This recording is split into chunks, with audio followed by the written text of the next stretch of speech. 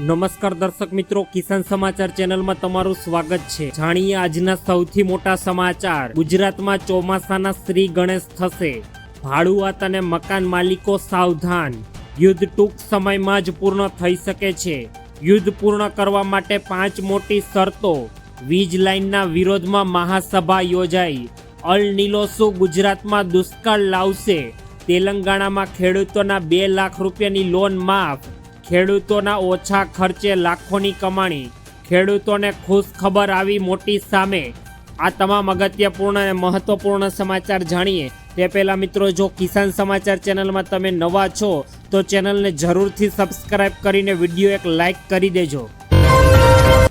આજના સૌથી મોટા સમાચાર। સમગ્ર ગુજરાતમાં ચોમાસાના શ્રી ગણેશ થશે। ચોમાસાને લઈને અત્યારે ખૂબ જ મહત્વપૂર્ણ અપડેટ સામે આવી ગઈ છે અને આવનારા દિવસોમાં કયા કયા જિલ્લાઓમાં કેટલો વરસાદ વરસશે તે તમામ વિશે આજે આપણે આજના વિડીયોમાં વાત કરીશું। મિત્રો, ગુજરાતમાં એક તરફ આકરી ગરમીનો પ્રકોપ અત્યારે લોકો જોઈ રહ્યા છે, તો બીજી તરફ પ્રી મોન્સૂન એક્ટિવિટી પણ હવે ગુજરાતમાં ધીરે ધીરે શરૂ થઈ ગઈ છે। હવામાન વિભાગના જણાવ્યા અનુસાર આ વર્ષે ચોમાસા પર અલ નીલોની અસર જોવા મળશે, જેના કારણે વરસાદ ઓછો પડવાની શક્યતા। જોકે 15 જૂનને આસપાસ ગુજરાતમાં ચોમાસું બેસી જશે અને 16 જૂને ગુજરાત રાજ્યમાં વરસાદનું જોર વધશે। ગુજરાત સિવાય અન્ય રાજ્યોમાં પણ પ્રી મોન્સૂન જોરદાર અસર દેખાડી રહ્યું છે અને મધ્યપ્રદેશના સોહર જિલ્લામાં વાવાઝોડા અને વરસાદને કારણે સર્જાયેલા અકસ્માતોમાં 4 લોકોએ અત્યારે જીવ પણ ગુમાવ્યા છે, જેમાં 3 તો એક જ પરિવારના હતા। યુપીના હાથરસના રસ્તાઓ પર પાણી ભરાઈ ગયા છે, જ્યારે લખનૌમાં ધોળા દિવસે અત્યારે અંધારું છવાઈ ગયું છે। રાજસ્થાનના અલવર, કોતલપુતલી અને શ્રી ગંગાધરમાં પણ અત્યારે સારો વરસાદ પડ્યો છે। આવી રીતે સમગ્ર ભારતમાં અત્યારે સારો વરસાદ વરસી રહ્યો છે અને ગુજરાતમાં પણ છેલ્લા 24 કલાકની અંદર વરસાદની એક્ટિવિટી શરૂ થઈ જશે। ત્યારબાદના બીજા મોટા સમાચાર। ભાડુઆત અને મકાન માલિકો હવે સાવધાન થઈ જજો। મિત્રો, જો તમે પણ તમારું મકાન કોઈ પણ વ્યક્તિને ભાડે દીધું છે અથવા ભાડે રહ્યા છો તો આ સમાચાર તમારા માટે ખૂબ જ મહત્વપૂર્ણ સમાચાર। મકાન માલિકોએ 2 મહિનાના ભાડા કરતાં વધારે ડિપોઝિટ લઈ શકાશે નહીં। કોમર્શિયલ ભાડા માટે 6 મહિના સુધીની મર્યાદા નક્કી કરાઈ છે। ભાડામાં વધારાને લઈને મકાન માલિકો 12 મહિના પછી જ ભાડાઓમાં વધારો કરી શકશે અને વધારાના 90 દિવસ પહેલા લેખિત નોટિસ આપવી પડશે।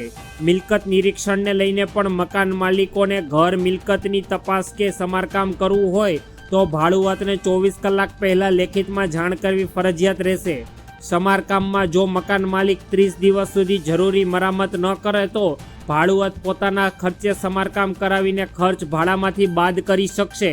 તે આવા નિયમ અત્યારે સરકાર દ્વારા લાગુ કરાયા છે। ત્યારબાદના અગત્યપૂર્ણ સમાચાર। યુદ્ધ ટૂંક સમયમાં જ પૂર્ણ થઈ શકે છે। મિત્રો, છેલ્લા 4 મહિનાથી ચાલી રહેલું ઈરાન અને અમેરિકા વચ્ચેનું યુદ્ધ અત્યારે ખૂબ જ ભારે અને ગંભીર પરિસ્થિતિમાં ફેરવાઈ ગયું છે અને છેલ્લા 24 કલાકની અંદર યુદ્ધ અત્યારે પૂર્ણ થઈ જાય તેવી સ્થિતિમાં છે। છેલ્લા કેટલાક મહિનાઓથી અમેરિકા અને ઈરાન વચ્ચે ચાલી રહેલા તણાવ વચ્ચે એક મોટી સફળતાના સમાચાર સામે આવ્યા। ઈરાનના વિદેશ મંત્રી અબ્બાસ અરાચીએ જણાવ્યું છે કે બંને પક્ષો કરાર સુધી પહોંચવા વહેલા કરતાં વધુ નજદીક છે। યુએસ પ્રમુખ ડોનાલ્ડ ટ્રમ્પે ટ્રુથ સોશિયલ મીડિયા પર અરાચીની પોસ્ટ ફરીથી શેર કરી છે અને આ નિવેદનો એવા સમયે આવ્યા છે કે જ્યારે અત્યારે કરારને લઈને આશા વધી ગઈ હોય તેવું લાગે છે।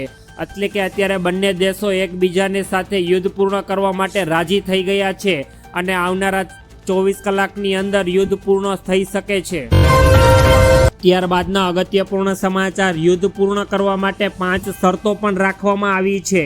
અત્યારે સોદાઓનો ઉલ્લેખ કરતા ઈરાનના વિદેશ મંત્રીએ લખ્યું છે કે ઇસ્લામાબાદમાં સમજૂતી કરાર પહેલા કરતાં વધુ ફળદાયી થવાની નજદીક છે। યુએસ પ્રમુખે આ પોસ્ટને ફરીથી શેર કરીને જે સૂચવે છે કે કરાર અંગે વાટાઘાટો યોગ્ય દિશામાં આગળ વધી રહ્યો છે। વિદેશ મંત્રીએ અત્યારે નિવેદન બાદ ટ્રમ્પની ટિપ્પણી પણ સામે આવી છે અને ઈરાન સાથે સંઘર્ષનો ઉકેલ મળી ગયો છે।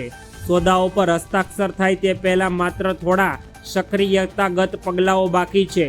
ટ્રમ્પે જણાવ્યું છે કે દસ્તાવેજોને ફક્ત અંતિમ સ્વપ આપવામાં આવશે અને આ ઇસ્લામાબાદની સમજૂતી કરાર પહેલા કરતાં ફળદાયી અને નજદીક થવાની છે, જેમાં પ્રથમ શરત છે ઈરાન હોર્મુઝ સ્ટ્રેટ ખોલશે, અમેરિકા પ્રતિબંધો હળવા કરશે, 60 દિવસ યુદ્ધ વિરામ લંબાવવામાં આવશે, ઈરાન પરમાણુ જવાબદારીનું પાલન કરશે, અને 5મું, ઈરાનમાંથી યુએસના સૈનિકો પાછા ખેંચવામાં આવશે. ત્યારબાદના અગત્યપૂર્ણ સમાચાર, વીજ લાઇનના વિરોધમાં મહાસભા. સભાને સંબોધિત કરતા ખેડૂતોના નેતા પાલ આંબલિયાએ સરકારની નીતિની ટીકા કરી અને પાલ આંબલિયાએ કહ્યું કે ખેડૂતો પર અત્યાચાર, દબાવ અને તેમની બહેનો અને દીકરીઓને ખેંચી લેવામાં આવી રહી છે. સરકાર ખેડૂતોના અવાજને દબાવવા અને દબાવવાનો પ્રયાસ કરી રહી છે. તેમણે વધુમાં કહ્યું કે આ બધું કોના માટે છે? સરકારમાં સત્તામાં રહેલા થોડા મંત્રીઓ માટે, જેઓ સંબંધિત કંપનીઓને ધરાવે છે અને પોતાના વ્યવસાય અને નફા માટે ખેડૂતો પર હુમલો કરી રહ્યા છે.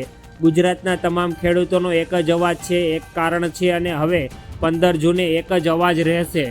તેમની ભાવિ રણનીતિઓની રૂપરેખા આપતા પાલ આંબલિયાએ કહ્યું કે 15 જૂને ગાંધીનગરમાં એક વિશાળ અને શાંતિપૂર્ણ ટ્રેક્ટર રેલીનું આયોજન કરવામાં આવી રહ્યું છે. તેમણે દાવો કર્યો હતો કે આ રેલી ગુજરાતના ઇતિહાસમાં અભૂતપૂર્વ હશે. આજે નજદીકના અનેક ગામોમાં ખેડૂતો ટ્રેક્ટર સાથે મોતી બાનુગર ગામમાં એકઠા થયા હતા. ત્યારબાદના મહત્વપૂર્ણ સમાચાર, અલ નીલો શું ગુજરાતમાં દુષ્કાળ લાવશે? આંબાલાલ પટેલે ચોમાસાના પાછલા નિષ્ક્રિયતા અંગે મોટી ચેતવણી આપતા જાહેર કર્યું છે કે સપ્ટેમ્બર મહિનામાં અલ નીલોની ઘાતક અસર જોવા મળી શકે છે. જો સપ્ટેમ્બરમાં અલ નીલો સક્રિય થશે તો ચોમાસાના અંતિમ ચરણમાં વરસાદ ખેંચાવાની અથવા નબળો પડવાની પૂરેપૂરી આશંકા, જે કૃષિ ક્ષેત્ર માટે ચિંતાનો વિષય બની શકે છે. આંબાલાલ પટેલે સ્પષ્ટ સંકેતો આપ્યા છે અને પેસિફિક મહાસાગરમાં ફરતો ખતરનાક ગોલ્ડઝિલા અલ નીલો ભારતના પશ્ચિમ અને મધ્ય રાજ્યોમાં ચોમાસા પર પ્રતિકૂળ અસર કરી શકે છે.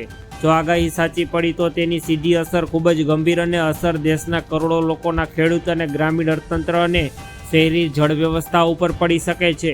વૈશ્વિક હવામાન કેન્દ્રો દ્વારા તૈયાર કરવામાં આવેલા મલ્ટી મોલ્ડ હવામાન નકશા અનુસાર આ વર્ષે દેશના પશ્ચિમ મધ્ય ભાગોમાં સામાન્ય કરતાં ઘણો ઓછો વરસાદ પડવાની પ્રબળ સંભાવના રહેલી છે. ત્યારબાદના અગત્યપૂર્ણ સમાચાર, તેલંગાણામાં ખેડૂતોની 2 લાખ રૂપિયાની લોન માફ. ગુજરાતના દરેક ખેડૂતો માટે પાક ધિરાણ લોનને લઈને આવ્યા મહત્વના સમાચાર. ખેડૂતોએ લીધેલી લોન નવા જૂની કરવા ખેડૂતો પાસે કેશ પેમેન્ટ માંગવાની બદલે ડાયરેક્ટ બેંકમાંથી મોટો ઓટો રિન્યૂ કરી આપવામાં આવે છે, તેવી માંગ ખેડૂતો દ્વારા કરવામાં આવી. ખેડૂતોની બેંક લોનના પૈસા ભરવા માટે બહારથી વ્યાજે લાવીને વ્યાજના પૈસા ભરવા પડે છે. તેથી ખેડૂતોને ઓડિટરી સુવિધા આપીને ખેડૂતોને થોડી રાહત આપવામાં આવી છે, તેવી માંગ ખેડૂતો દ્વારા કરવામાં આવી રહી છે. જોકે મિત્રો, વારંવાર પાક ધિરાણ લોન અને દેવા માફીને લઈને સમાચાર આવતા હોય છે, પરંતુ ખેડૂતોના દેવા અને પાક ધિરાણ રાહત આપવામાં આવતી નથી. હવે મિત્રો, 2024ની વિધાનસભાની ચૂંટણી પણ આવી રહી હતી અને તે દરમિયાન 2026માં અત્યારે તેલંગાણા સરકાર દ્વારા ખેડૂતોની 2 લાખ રૂપિયાની લોનને માફ કરવામાં આવી છે. ત્યારબાદના અગત્યપૂર્ણ સમાચાર, ખેડૂતોના ઓછા ખર્ચે લાખો રૂપિયાની કમાણી. દરેક ખેડૂત ખેતીમાં ઓછા ખર્ચે રોકાણ કરી મોટો નફો કમાવાનું સપનું જુએ છે અને આ સુખદ ચોમાસાની ઋતુ આ સપનાને સાકાર કરવા માટે એક મોટી લાઈન લઈને આવી છે. ઉત્તર પ્રદેશના જોનપુર જિલ્લાના ખેડૂત હાલ એક અનોખા છોડની ખેતી કરી પોતાનું નસીબ સુધારી રહ્યા છે, જેને પ્રારંભિક ખર્ચ પણ ₹1 છે. હા, તમે સાચું સાંભળ્યું, ફક્ત ₹1 ખર્ચ અને નાનો છોડ, અને ખેડૂતોને આગામી દિવસોમાં લાખો રૂપિયાનું જંગી વળતર આપવાની ખાતરી. આ ચોમાસા ઋતુમાં ખેતીની ખૂબ જ ટૂંકા સમયમાં બમ્પર નફો આપે તેની ખાતરી. ફક્ત ₹1નો છોડ તમારું નસીબને ઉજ્જવળ બનાવશે. ફક્ત ₹1નો છોડ તમારા નસીબને આ નફાકારકતામાં ફેરવશે. છોડ વિશે વાત કરી રહ્યા છે તે શરૂઆત લીલો મરચો છોડ છે, જે આરોગ્ય અને સ્વાદથી ભરપૂર છે. આ ઋતુમાં મરચાના રોપ નર્સરીમાં ઉગાડીને અથવા સીધા સરકારી સંસ્થાઓ પાસેથી પ્રતિ છોડ માત્ર ₹1 સરળતાથી ભાવે મળે છે, અને 1 એકર જમીનમાં વૈજ્ઞાનિક રીતે આ મરચાનું વાવેતર કરવાથી ખૂબ જ મોટો ફાયદો થાય છે. ત્યારબાદના અગત્યપૂર્ણ સમાચાર, ખેડૂતો માટે ખુશખબર, ભાવ વધારો આવ્યો. ખેડૂતોની આવક વધારવાના ઉદ્દેશ્યથી કેન્દ્ર સરકારે બફર સ્ટોક પ્રોગ્રામ અંતર્ગત ડુંગળી ખરીદની કિંમતમાં વધારો કર્યો છે.